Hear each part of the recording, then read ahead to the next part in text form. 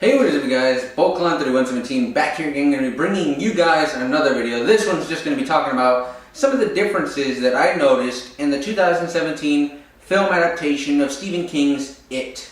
Now, we're going to be talking about the differences and what possible future implications those differences might hold for the upcoming future sequel that we haven't gotten confirmed for us yet, but it's all but inevitable. I mean, it made $123 million in the domestic opening weekend box office. For a horror movie, that is huge. Not only did it break the record for the highest grossing film ever in September, but it also broke the highest grossing film for a horror film and an R-rated film that's not Deadpool. I mean, that's crazy. That is just absolutely insane. With the first projections were saying, 50 million would be good. And that would have been good for it. And then they were saying 60 million. And then they were saying 70 million. And then they were saying 100 million.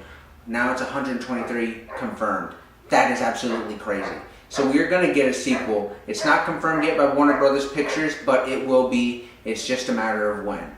Now, without further ado, let's get into the actual video itself, and the reason we're here is to talk about the differences. So first off, one of the major things that I noticed was that Eddie finds out that his mom has been lying to him as a child.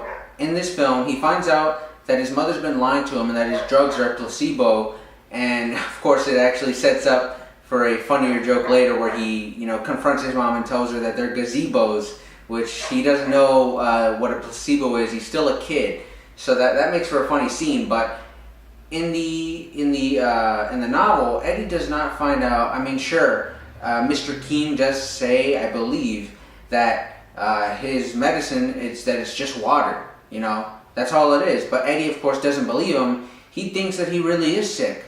And he chooses to trust and believe his mother until his older age he realizes that she was lying to him. But in the film, Eddie finds out from the girl who was bullying Bev in the first part of the film, in the early part of the film, he finds out from her that his mom's basically been lying to him. He's not sick. So I really do wonder what kind of effect that might have on him as an adult, because in the novel and in the miniseries we see, in the miniseries it's a little different, because in the miniseries he's still living with his mother, but in the novel Eddie grows up to marry a woman who's exactly like his mother, and it's a little scary, really, and it's really sad. But that's because he went through his whole life, his entire childhood, believing that he was sick, and so in the film he finds out as a kid. So I do wonder if that will affect him. I mean, it has to affect him, because he's saved about, I don't know, maybe 30 some years of believing that he's, this really measly, sickly person, because he's not. He's actually, I think, one of the bravest and strongest members of the Losers Club. So I do wonder how that's going to affect him as an adult. It's implied in the miniseries that Eddie Kaspbrak is a homosexual.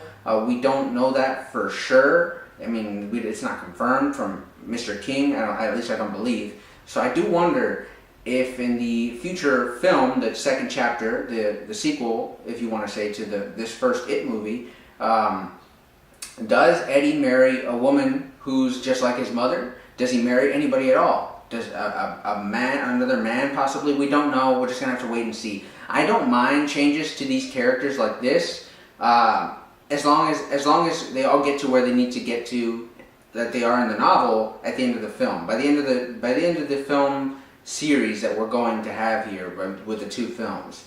So I don't mind that, but I will put an asterisk next to that, because I do mind it for the next point that I'm about to make, and that's that Ben Hanscom appears to be taking Mike Hanlon's place as the town historian in the Losers Club, because that is Mike's role in the novel. He's the one who's writing the journal entries. He's the one who stays behind in Derry, to keep an eye on everything, to keep an eye on when Pennywise might return, if he does return.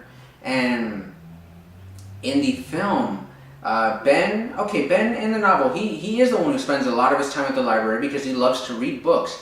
He likes, to find out things about architecture and stuff like that. Yes, that's true in the film as well. But I understand why they did it, because they don't have a lot of time. They're only working with 2 hours and 15 minutes when the novel, the source material, is over 1,000 pages long. I mean, to even get half of that into 2 hours and 15 minutes it's really hard to do. So I understand why they did this, but that doesn't mean I'm okay with it. At least in terms of where we get to. Of course, we don't have the second film yet, so I want to reserve judgment just a little bit. But Mike Hanlon is the town historian for the group. He's the one who stays behind. He's the one who's the history junkie. He's the one who knows everything about Derry and the history of Pennywise and such. But in the film, it appears to be Ben Hanscom. He's the one who gives the exposition as to who Pennywise is and to what is going on in the town of Derry, Maine. And so that kind of left Mike's character in the film, that kind of left him in the background, really. I mean, it looks like he's going to have a prominent role in the film. In the very beginning, we do spend a good amount of time with him in the beginning, but then he just really, it's like someone just tell him get the hell out of here. That's kind of what I felt like. His character kind of just disappeared. And I didn't like that. I didn't like that at all. I know in the novel that he's the last person who's put into the Losers Club, but even still, he's still a very prominent character, because when you're reading the novel, it's through him. It's really mostly through Mike. So I don't know how that's going to impact both of their characters' futures, because maybe Ben might be the one who stays behind in the sequel and the next film. Maybe Mike has a different path. Maybe he actually gets out of Derry and goes on to have some type of successful life. I don't know what type of successful life he would have, because we don't have anything to base it off of, because that's not what happens in the novel. So, but I do think about a quote that Mike's grandfather tells him in the beginning of the film, when he says that basically you could either be the goat and be the one that's getting slaughtered, or you can be the human on the outside and be the one who's getting, the job done and slaughtering the animals so that they can have their money, so that they can live and they can do their thing. And I think that that's something that might stick with Mike, and that might motivate him. That might drive him as he's starting to reach adulthood, and he might start to, take on that mentality of kill or be killed. You got to do what you got to do to get to the top. If you got to step on a couple of toes, maybe that's what he does. Maybe his character is going to be pretty different from the novel. Maybe he'll go on to be have some success in, I don't know, agriculture or something similar to what his family's already doing. So I don't know, farming, maybe he does something successful like that. I don't know, we'll have to see. Next is Stan. In the novel, Stan's really afraid of, he's kind of a bit of a neurotic. He's a control freak. Everything just has to be neat. And sort of the same way in the film. But also in the film, he's afraid of the flute woman in the posters. And there's a point when they're in the sewers where he's basically getting his face sucked on by the flute woman, aka Mama, from the movie Mama. I mean, they kind of look the same to me. They're both all weird and flopping around. But anyways, that's something that's obviously going to haunt him.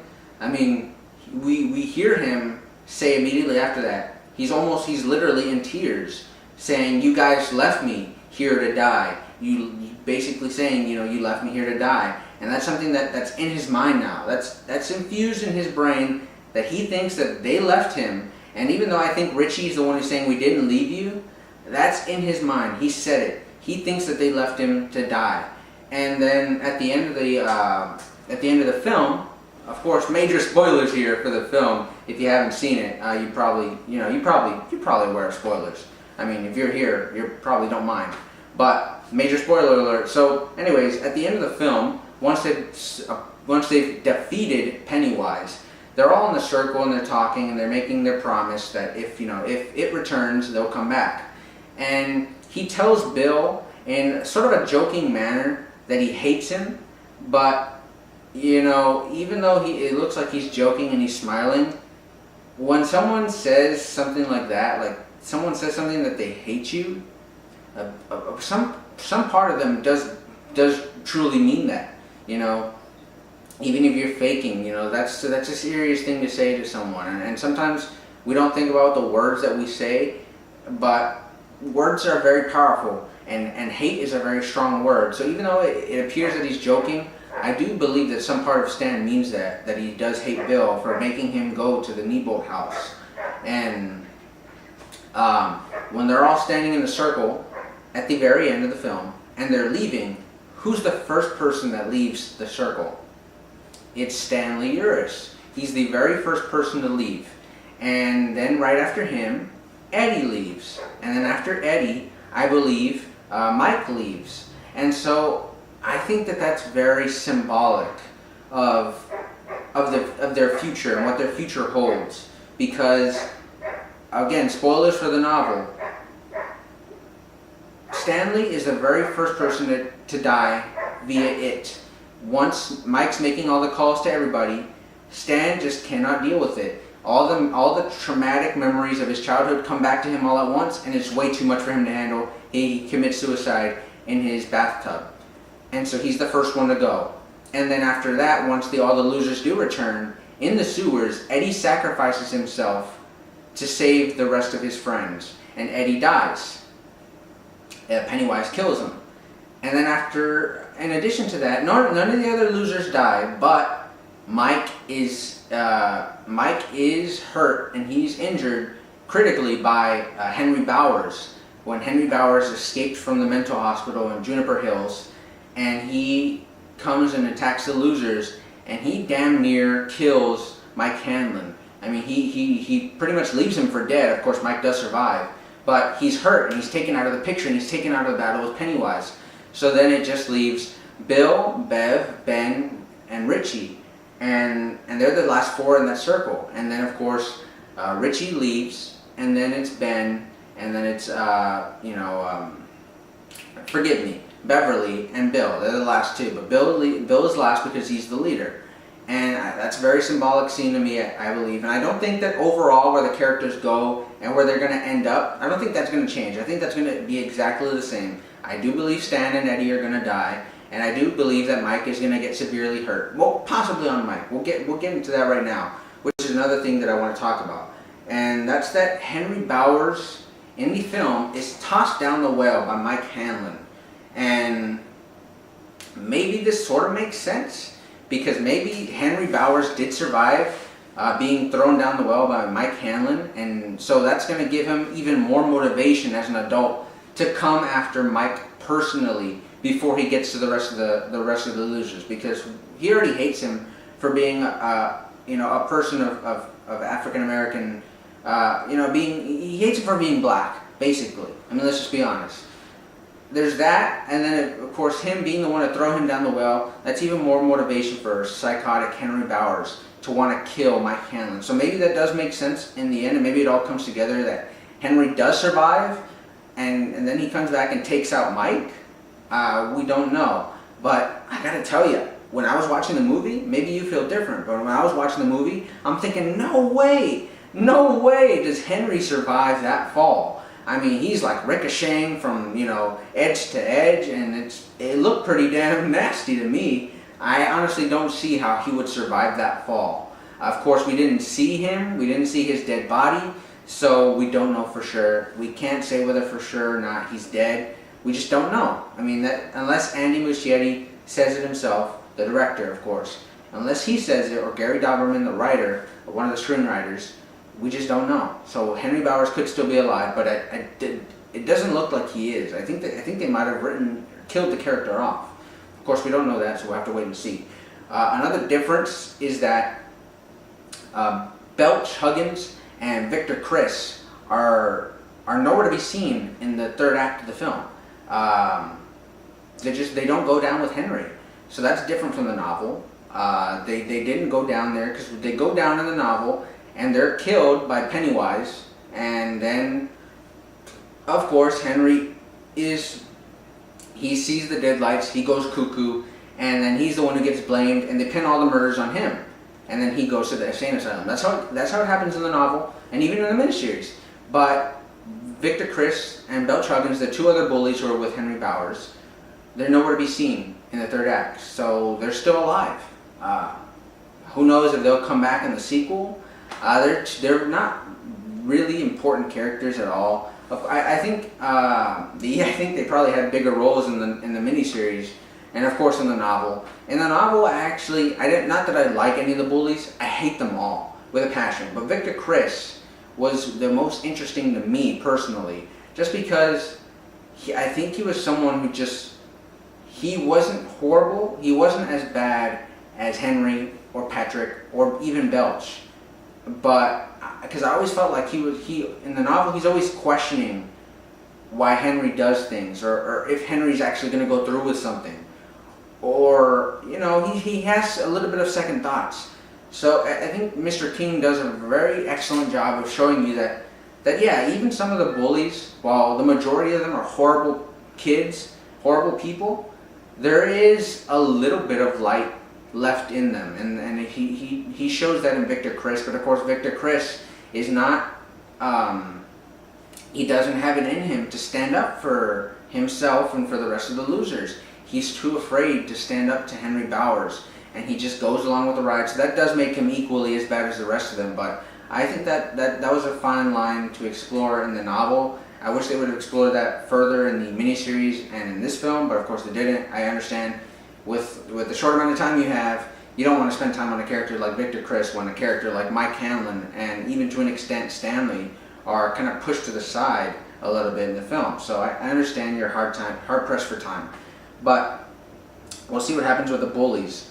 Next is that Georgie is considered missing for the majority of the film. Bill does not want to accept that his brother has been killed. There's no body, so they don't believe. He's still holding out hope.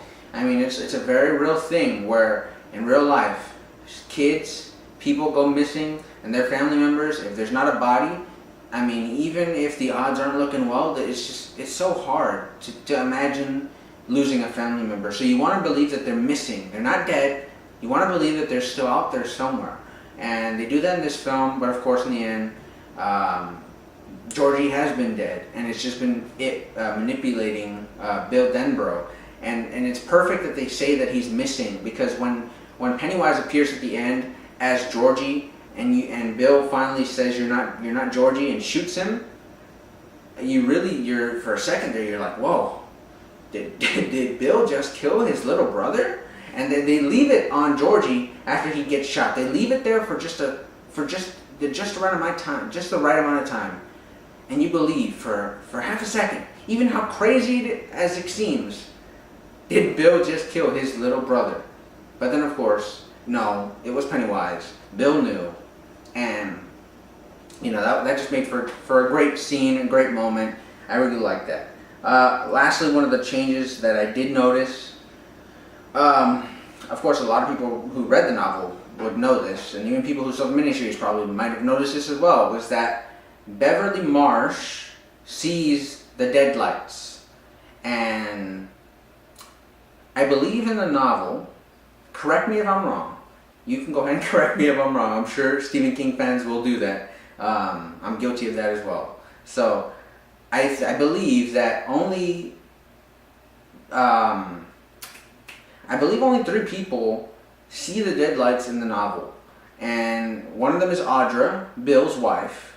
The other is Stanley Uris when they're in the tunnels as kids, and then the third is Bill Denbrough as an adult. Briefly, I think, I could be wrong, but I think those are the only characters who actually see the deadlights.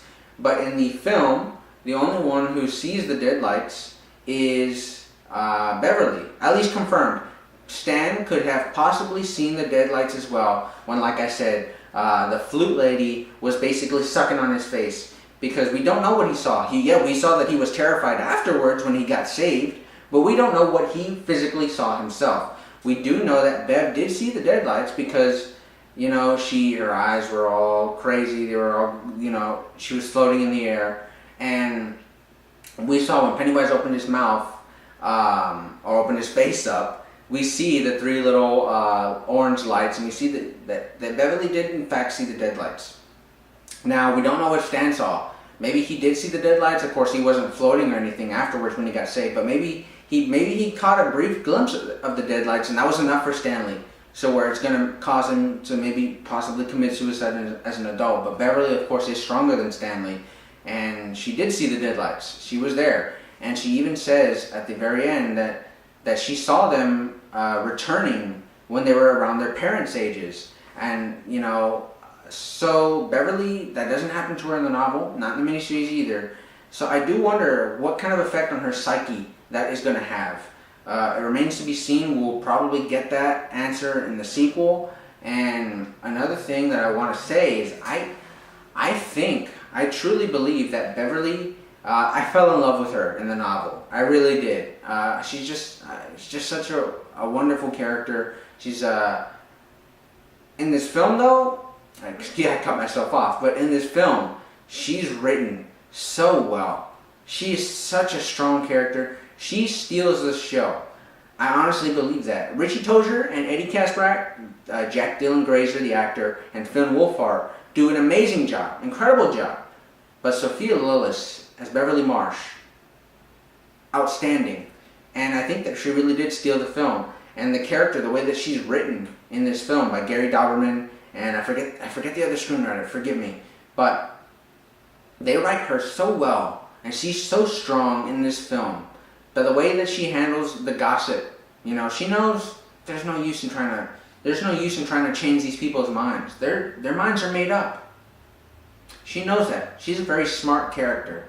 She's a very mentally and physically strong character.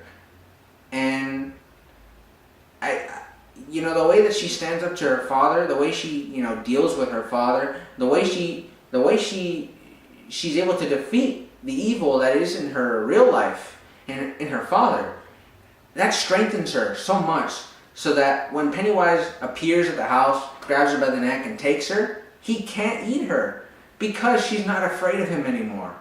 Okay, so I apologize for my camera dying out on me, so I just had to restart everything over. But just getting to my final thoughts and in closing out the final point that I was making was that once Pennywise realizes basically that Bev isn't afraid of him and that she's not scared, she doesn't have that fear that's going to, salt and, flavor the meat, so to say, like Pennywise likes to say, he realizes, well, damn, I can't eat her, but I sure as hell am not going to let her get away scot-free. That's just not who it is. That's not what it is. He's a straight savage, like the kids like to say these days. I mean, his feelings are very easy to hurt. It's very evident in the film when Bill is upstairs in the Neibolt house and he's telling Richie, none of this is real. It's all in our head. We're choosing to believe in this. It's not real. And once Pennywise, he's downstairs, he's about to eat poor little Eddie Kaspbrak, and then he looks back, he turns, because he realizes what's going on upstairs. He can sense it, and he's thinking to himself, damn, what the hell do I gotta do to scare these kids? And it's the same with Beverly Marsh. She's really, Bill and her are the only two who, at the end of the film, when Richie and Bill have their little scuffle, the little fight, the only two that want to go back to Neibolt to kill it is Bill, Big Bill, and Beverly. They're the only two. So, just like I was saying, she's really strong, she's really brave, she's very smart, and a lot of these characters are. But Bev and Bill would probably be the top two. If Bill was not in this story, Beverly easily would be the leader of this Losers Club. Easily, to me at least. Maybe you might like some of the other characters, but I just personally think that Beverly could easily be the leader of the Losers Club. But, like I was saying, she's very smart, very strong, just a brave character, and I really like her. And I just with how strong of a performance Sophia Lillis did, and just the writing for the character, it kind of makes me sad knowing that what happens to adult Beverly, and the fact that she just marries someone who's exactly the same way her father is, and if not more abusive than her father is. And his name is Tom Rogan. And those of you who read the novel, or even have seen the miniseries, know who Tom Rogan is. But if you just know him from the miniseries, nothing compared to how disgustingly evil Tom Rogan is in the novel. I despise him. I hate that character. There's no fictional character alive that I hate more than Tom Rogan. I hate him, and the way he wants to control Beverly and people in general, and he's so power hungry, and I hate the guy with a passion. I really do. And so I kind of hate knowing that's who Beverly's going to end up getting with. And it's hard to believe with how well she was handled, this character, Beverly Marsh, was handled in the film, that she's going to grow up to get with someone like Tom Rogan. But, unfortunately that's what does happen, and it looks like it probably will happen in the film. And that's very unfortunate, because I think that Beverly's a very independent character who doesn't need a Tom Rogan. And of course, she doesn't the entire time in the novel, but she just doesn't know that. and that's probably what's going to be this. That's probably going to be the same case in the film in Chapter 2. But those are just my closing thoughts on the film and some of the differences that we see in this film adaptation, and what some of these differences might mean for Beverly as an adult. And like I said, there's future implications. Like I said, with her being very independent and strong, and just a great character overall. When she does finally, leave Tom Rogan to go back to Derry and to meet up with the rest of the losers, I don't want it to be like the miniseries where all she does is throw a little wimpy, bottle of lotion or whatever at Tom Rogan's head, and then he's just, no, I don't want that. I want her to grab a bottle, grab his own wine bottle and smash it over his head and throw him out the damn window. And then maybe I'll be content.